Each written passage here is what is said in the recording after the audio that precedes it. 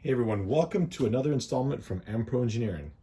You'll notice that we're not in my usual studio. This is because the item that we're going to unbox today is kind of big and I don't have much room and probably won't really fit on the desk over there. So I've got the workbench in the garage cleared off. Oh yeah, give me a sec.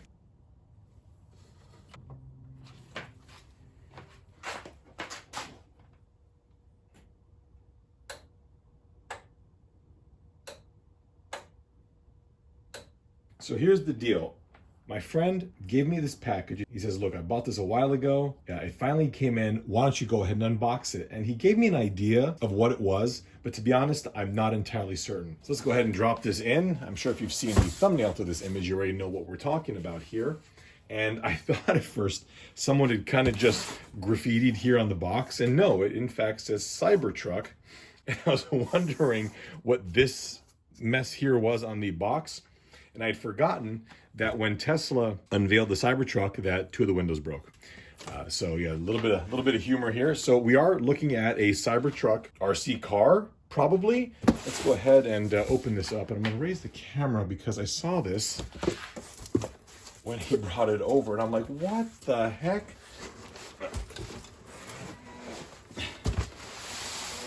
Holy crap!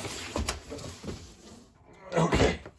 That is not light. And yeah, so it's got a box. And I'm actually curious if the Cybertruck, the actual Tesla Cybertruck, has a storage compartment that this would fit in. I bet you it does. You know, we are seeing Hot Wheels RC, so it's, I suppose, radar controlled. Let's flip this around and open it up. What's crazy here is that I've never opened this, but more importantly, my buddy who owns this has never opened it.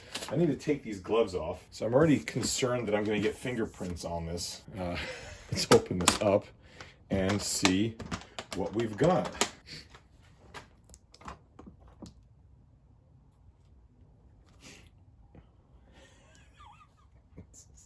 Opinions aside, I know that the Cybertruck is quite divisive, and I, for one, am happy that someone has made something that doesn't look like anything else. I think that's fantastic.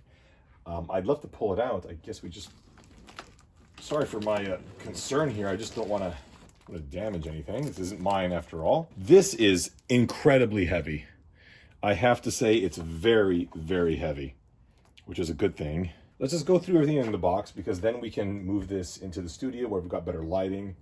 So here we've got, I'm going to assume this is like a charging port. I don't know. It has a number of settings, 100, 75, 50, 25, an alarm. That looks like a port to mate to the charger. I wonder if this is what the Cybertruck's key is supposed to, the actual one, the actual key fob is supposed to look like. So that's how that works. And the remote actually feels really good. You know, the wheel's all plastic.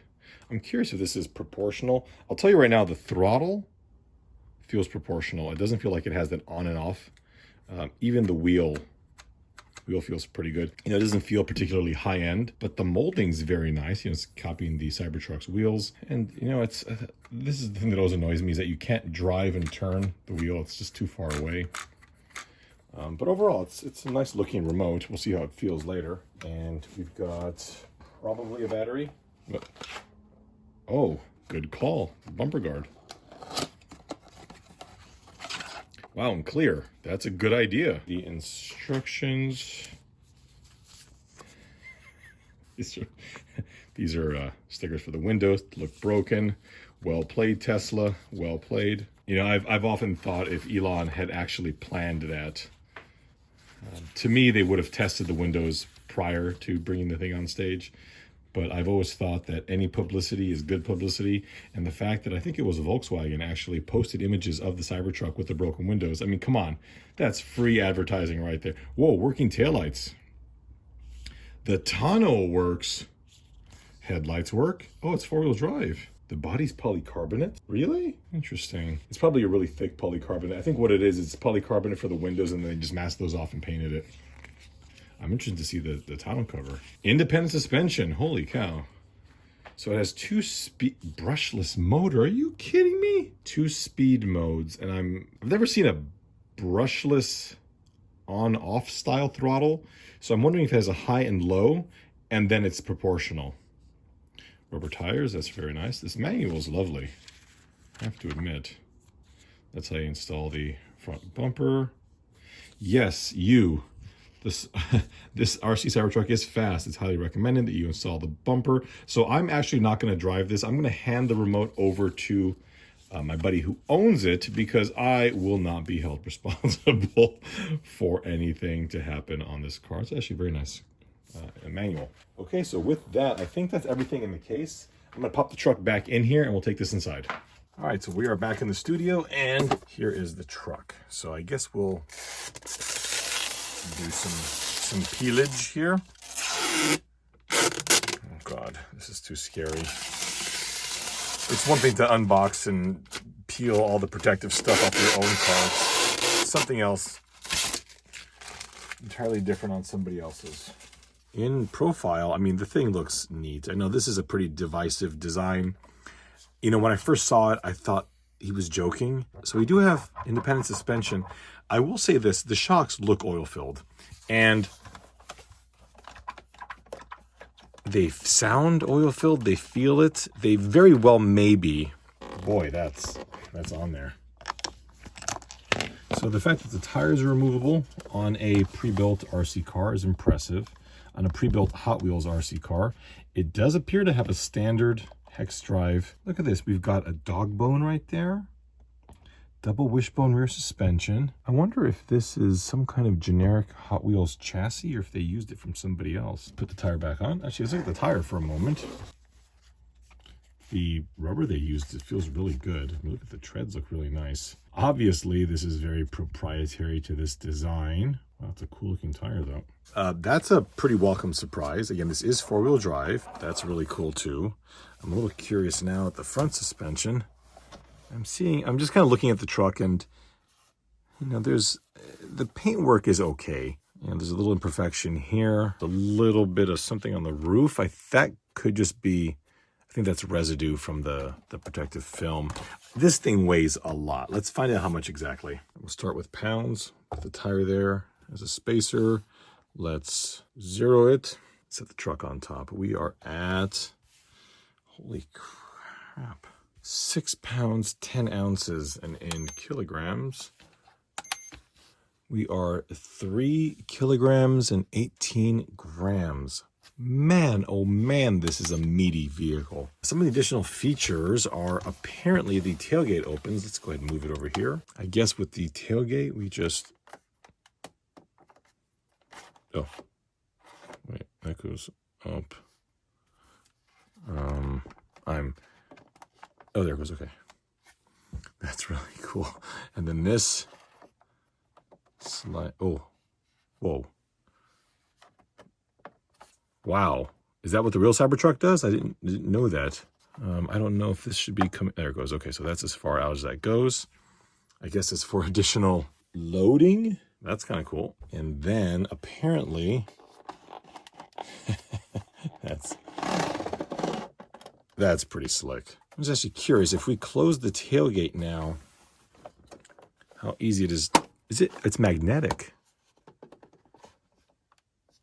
Oh yeah, right there. Your magnets are there and there. Well done. Well done. So it's still plenty easy to open this here, I think. That's as far as that goes. So you close that up. Open that back up again.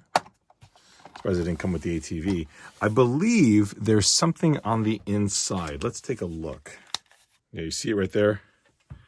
You see the seat? So we do have an interior. We've got 2 seats. Probably a very, very basic vacuum formed interior, but you get the point across. Is there a rear? Yeah, there's a rear too. Look at that. Front seats and rear seats. The steering wheel has that, yeah, it's that square steering wheel. Very neat. I like to get this running, but the first thing it says is to charge and install the battery pack, and I didn't see a battery pack. If we flip the car over, let's see here, let's put this very special mat down.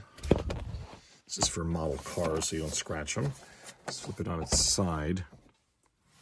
And I noticed this earlier here. If you look closely, it does look like it's been Maybe the tool hit that. There's a little lip right here. I mean, hell, that could even be molding material. So to turn that, I'll just use a quarter, which I think that's what it's designed for. Okay. And okay, so the battery was already installed. Now, I recognize these leads here. What kind of battery is this? 9.6 volt. So it's lithium iron phosphate. I'm sorry, I'm not very familiar with a lithium iron phosphate battery. Okay, there's the charging method right there. Here we have the little plug that goes in there. And then we can plug this in here, and I'm curious what we're going to see. That's kind of cool. So it's at 75%, and it's going to charge to 100. I don't know what the alarm is for. So while that is doing a thing, let's go ahead and put the batteries in the remote. 4 AA's. I use end loops in everything I own. And now, see how to install the, oh, there's a throttle limit. Oh, this is the throttle limiter here. Okay, good. I like that. I want that on some of my cars. And then turn it on. Man, this is an old school LED. So it's actually got steering reverse and throttle reverse. So this is probably our steering rate. They call it ATV. This rheostat here, holy cow, that feels fantastic. Not to get distracted on something, but man, that feels good. So do these. Wow. Tack switch on that. Over the course of making the video, it seems to have topped off at 100. So let's just go ahead and unplug this. Is that gonna, there it goes. Pop that off there. I wish this cable was a little bit longer.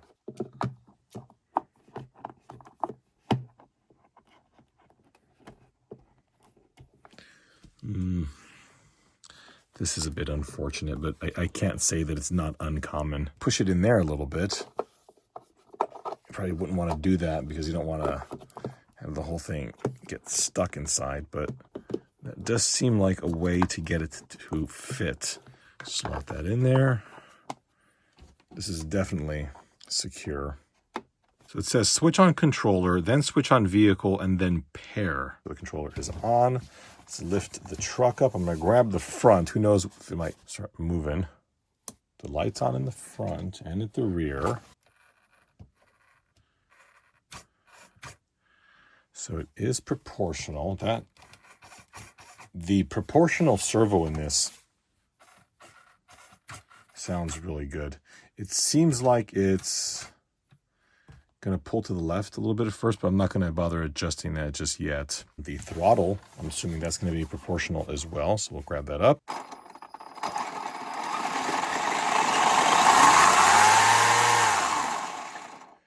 And that's too fast for me. So we are going to chill mode. Sounds better. I don't know if this is sport or chill right now. So let's see what happens. So we're going to press this for 5 seconds.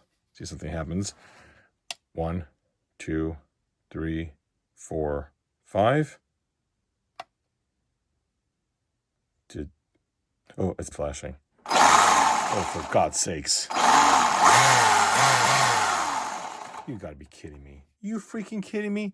This thing's gonna fly. Let's press it again for 5 seconds. 1, 2, 3, 4, 5. And that's back to solid. So, okay. What I thought was fast isn't. Oh, that's terrifying. This truck just seems so heavy that if you spin this out, it's just gonna roll. Here's the front headlight. Looks good.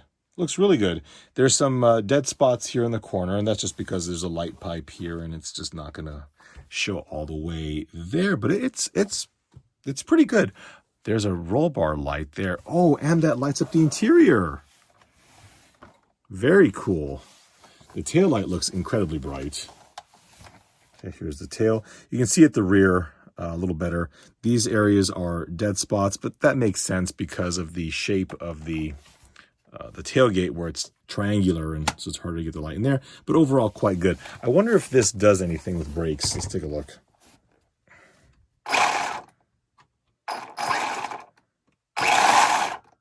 No, it does not.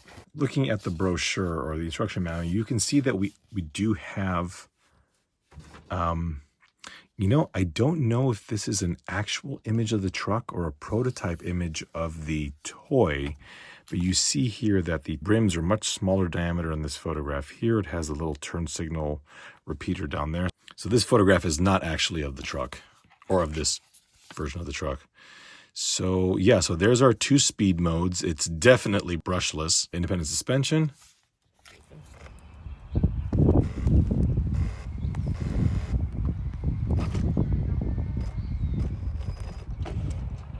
There we go.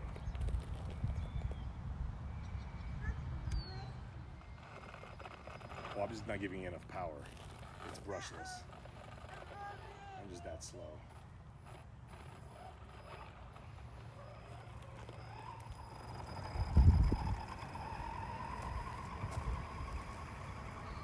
Take it easy a little bit here. Yeah, do whatever the hell you want to do with it. Okay, get a feel for it.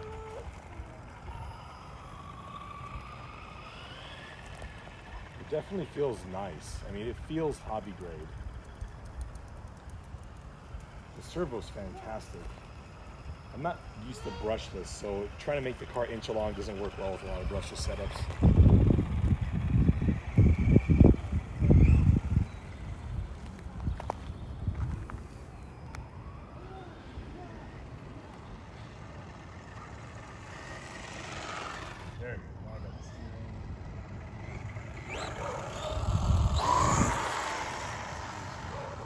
Really roll down the steering weight.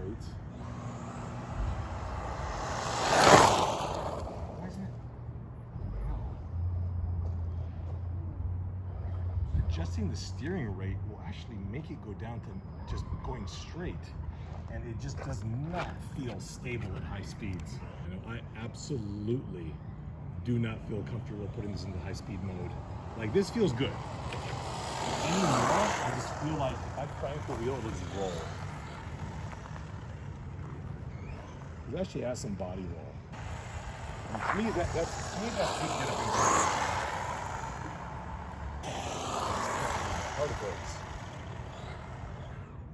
Oh, it's got him. Do you know how many are probably already wrecked by now? Every single other one. Like, because they're just guys like me, took it out of the box and pulled the throttle. Yeah. And you're like, okay. Because there's a clear bumper that it came with, and I'm like, that's not going to help the car. But see, then you put any steering input in the car, it just wants to go everywhere. That's as tight as it goes, which is pretty darn impressive. Yeah. Somewhere in the middle is a little better for it.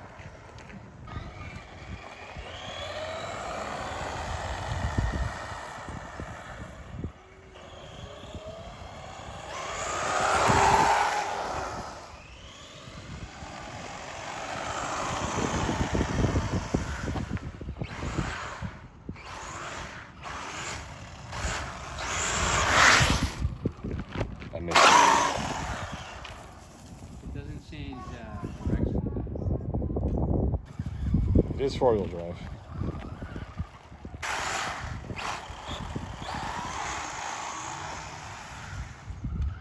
Nope, self-chef not driving any of my cars.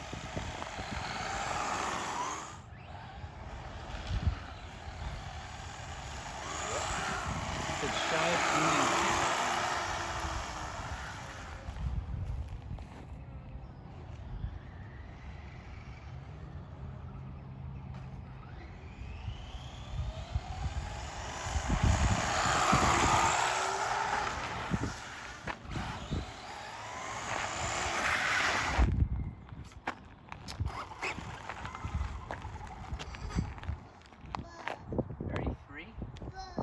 What? Holy crap. So that's in kph. What is that? It's about 20? That's pretty darn good, given that's the slowest possible speed setting. Yeah, 32 is 20.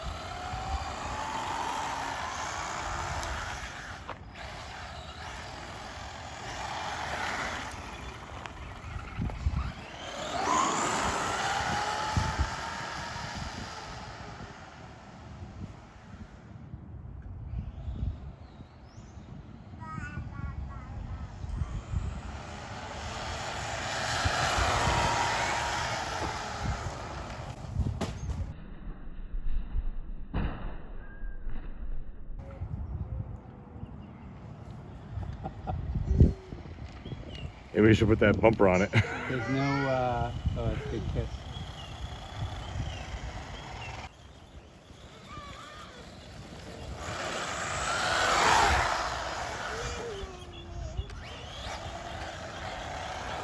Probably, I don't know.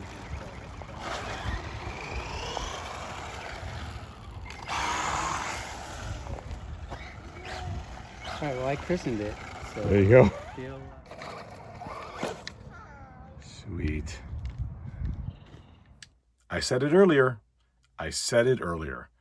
This truck is way too fast. Just in case it wasn't clear in the video, we never removed the limiter from the remote control, nor did we ever go into the high-speed mode. What you saw was barely the truck's highest speed given the low speed mode and the throttle limiter. The truck was near undrivable, and it's hard to describe, but it feels heavy. Like the mass that it have, again, this is a heavy truck, but when you're driving it and you accelerate, it pulls violently. And then upon braking, and this is something I've never noticed before, and I've been driving RC cars for about 30 plus years.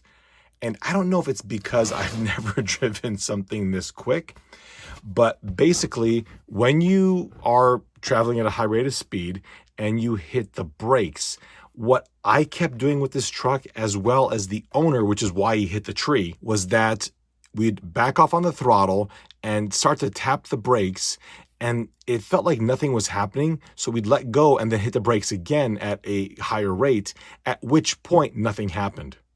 So what happens is you accelerate, then you can brake. The minute you let go and try and hit the brakes again, what it wants to do is go into reverse, but it's traveling at too great a speed to actually engage reverse, which would cause quite a bit of destruction to the gear train on something this heavy. So what ends up happening is you accelerate, you have brakes, and then you have nothing.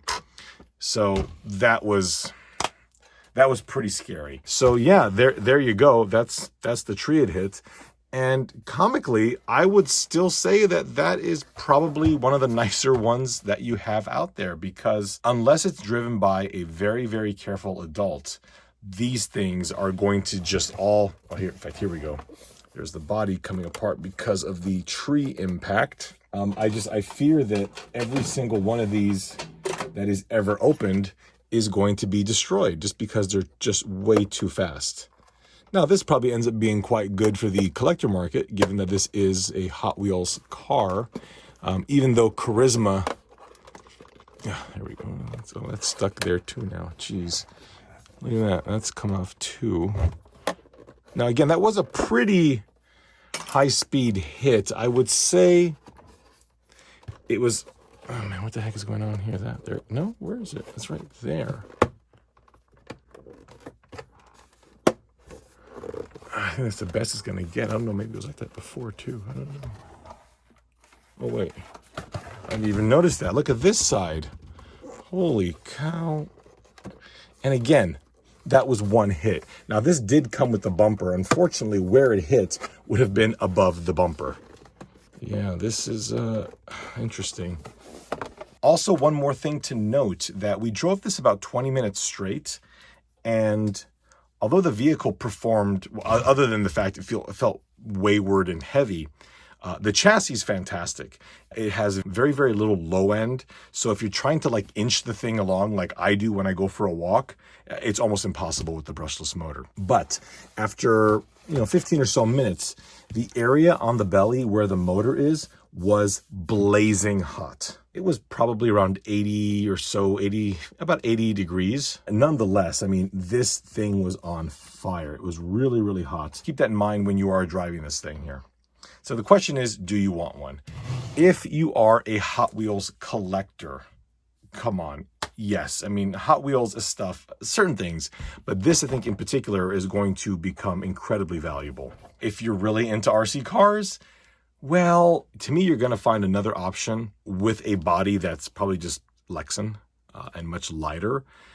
And that will provide the vehicle with better performance instead of, again, the way it kind of drives right now. It drives quite anomalous. and I keep kind of going back over this, but that's the best way I can say, is that it feels like a hobby grade RC car, because it is, but the bulk just, it makes it feel strange. If this thing topped out at 10 miles an hour with a brushed motor, there you go. This thing, I don't know how fast it goes. I'm sure plenty of people have tried that, but to me, a high-speed run on this will 100% end in calamity. If you're looking to buy an RC car to drive often, especially quick, this is not your vehicle. It simply is, I think, too fragile. It's a mix of model and performance RC car, and I think it's not a good choice for someone that wants to heavily drive one of these. To me, the target market is someone that adores the Tesla Cybertruck. And again, I'm not going to get into whether or not you like the look of it. What I'm talking about is this particular car. So if you do love the Cybertruck and you want to park this thing on a shelf, this is the way to go, because it is definitely designed to be a collector's piece. I would steer clear if you're looking at a hobby grade RC car for the cost of these things, as well as replacement parts, which mechanically should be pretty easy to get to, because it is all, pretty much Charisma parts just on a stretched chassis. It's body parts that are going to be a little bit tougher to find. So folks, this has been a very strange episode, because, I've probably never feared driving an RC car as much as I have with this one here. There's a lot to love. There really is. I love the, turn the lights on, because that's just really cool looking. The lights, and that impact didn't damage any of that. Again, this is just all light pipe. I love that it has the tonneau cover at the rear. The fact that the tailgate has that extension. And it really has a really good feel about it. It really behaves and feels as if you did shrink down a full-size car. It has that heft that a lot of RC cars lack. I hope this video was educational, at least. I'm sure that there are plenty of other YouTubers out there that have, pinned the throttle on this thing here to see what it can do. But I think if you are a fan of this channel, you know that that's not what we do here. My builds are usually not speed centric. Thank you all so much for watching, and we'll see you next time.